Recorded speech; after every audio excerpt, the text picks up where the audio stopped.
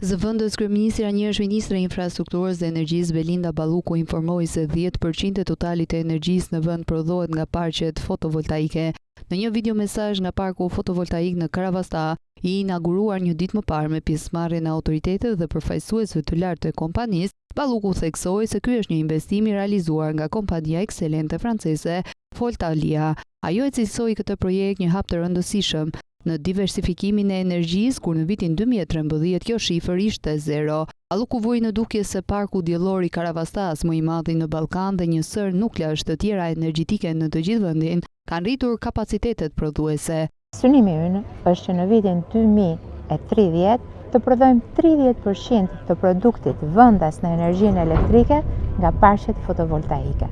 Kompani të mëdha nga e gjithë Europa kanë ardhur këtu në Shqipëri dhe kanë treguar besim tek qeveria shqiptare për të investuar në tokën shqiptare dhe për të prodhuar energjinë. Energji të rinovueshme, ashtu siç ne kemi prodhuar dhe nga hidrocentrale. Sot ne prodhojmë nga energjia solare, duke bërë kështu një miks të rëndësishëm midis prodhimit të energjisë së rinovueshme nga hidrocentralet tona dhe energjisë së rinovueshme nga parqet tona fotovoltaike.